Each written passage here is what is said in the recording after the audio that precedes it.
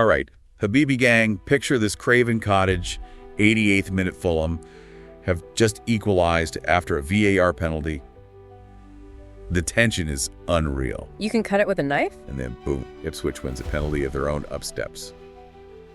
Liam Delap Fresh off that brace against Chelsea. lies locked on goal, Ice in his veins. slots it home past Leno. Sends the Tractor Boys wild. What a moment. What a game. And that penalty sums up Ipswich's performance perfectly.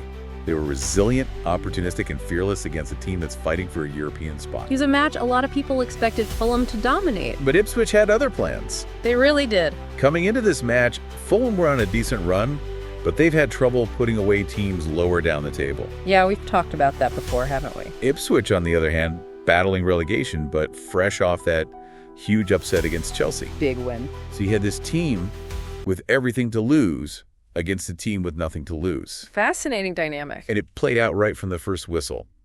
Fulham dominated possession, but Ipswich were so well organized.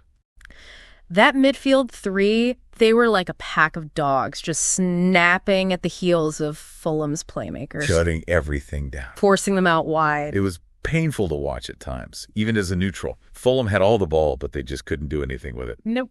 And then there was that Davis challenge on Wilson in the first half. Oh, yeah. Talk about a flashpoint. Should it have been red card? I can see both sides of the argument. Go on. On the one hand, Wilson's through on goal and Davis takes him out. It's a clumsy challenge, no doubt. But there was a covering defender, and Davis didn't seem to go in with, like, excessive force, you know? Right. The ref went with the yellow, and yes, Silva was fuming. But I can see why VAR didn't step in and upgrade it to a red. I'm still not convinced, but we can agree to disagree. Yeah, let's move on. It did feel like a turning point, though, didn't it? The momentum shifted, and Ipswich, against the run of play, scored a scrappy goal. Yeah. Delap holds the ball up brilliantly. The cross comes in, and Smodix is there to pounce. Did a pinball in the box. Yeah. You got to give Ipswich credit for taking their chance. They weren't afraid to get stuck and disrupt Fulham's rhythm, and when that chance came knocking, they were clinical. Absolutely, and that goal really highlighted Delap's influence. He is a handful for any defender. He really is. Which brings us to the second half. Fulham came out with more urgency. Silva brought on Smith Rowe, hoping to add a creative spark. Yeah, hoping for a bit of magic.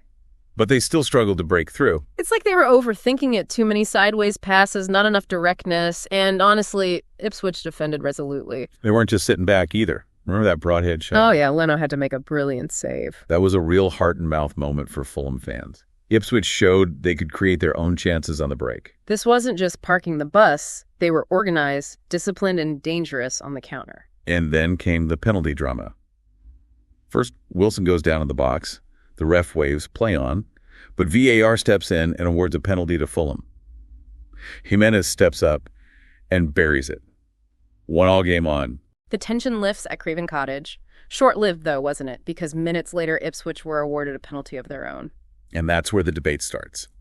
Habibi gang Delap went down under a challenge from Castagna, but was there really enough contact? It was a soft penalty, I'll give you. That Delap initiated the contact and Castagna barely touched him, but the referee pointed to the spot, and Delap, cool as cucumber, dispatched it with ease. Ice in his veins. Yeah. And just like that, Ipswich were back in front. It was a real test of Fulham's character. And to their credit, they didn't crumble. Not at all. They kept pushing, kept probing, and in the dying minutes, they were awarded another penalty this time. It was Davis bringing down Jiménez, no question about it. A clear penalty. Jiménez stepped up again, sent the keeper the wrong way, and it was 2-2, a frantic final few minutes. Walton makes a brilliant save to deny Muniz, and then Wilson almost scores an own goal with a misplaced back pass. End-to-end stuff. But Ipswich held firm, earned a well-deserved point for Fulham. It was 2 points dropped, and you could see the frustration on Silva's face after the match. He did not hold back in his post-match interview, did he? He was fuming about the officiating, particularly that decision not to send off Davis in the first half. Yeah. He also questioned why VAR was needed for that first penalty, felt it was a clear foul that the ref should have spotted. Yeah, I mean, I can see his point from his perspective. Some key decisions went against his side. He also criticized his team's defending, called them too soft at times, which is interesting considering they've been pretty solid this season. Yeah, for sure. And on the other side, McKenna was delighted with the point, but stressed the need for improvement if they want to climb out of the relegation zone. He was particularly pleased with their defensive display and the way they frustrated Fulham's attack. He had every right to be pleased. They were disciplined, organized, and took their chances when they came. Plus some exciting news for Ipswich fans before the match. The signing of Ben Godfrey on loan from Atalanta. Yeah, Godfrey adds experience and quality to that backline. McKenna was highlighting Godfrey's versatility and his potential impact on the team. He can play at right back or center back, which gives McKenna options. Could be a really shrewd signing that helps them in their relegation battle. For sure. Going back to the match, I think this result raises some important questions for both teams. It does. For Fulham, it's the same old story, dominating possession, but failing to convert that dominance into goals against teams in the bottom half of the table. They need to figure out how to unlock these defenses, otherwise they'll keep dropping points that could be crucial come the end of the season. Yeah. As for Ipswich, this performance shows they can compete at this level. Can they build on this result and start picking up more points? It's the championship. Anything can happen. Let's rewind a bit and talk about those penalties some more. That first one for Fulham. Wilson was definitely fouled, but it took VAR to get involved.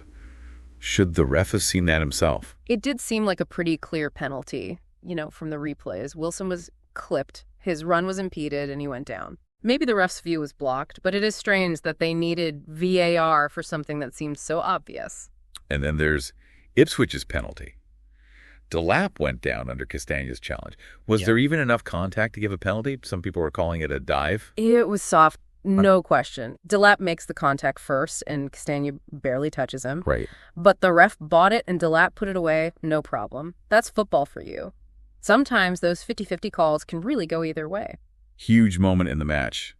Swung the momentum right back to Ipswich just after Fulham had equalized. But then the second penalty for Fulham, the one that got them the draw, was at a clear penalty.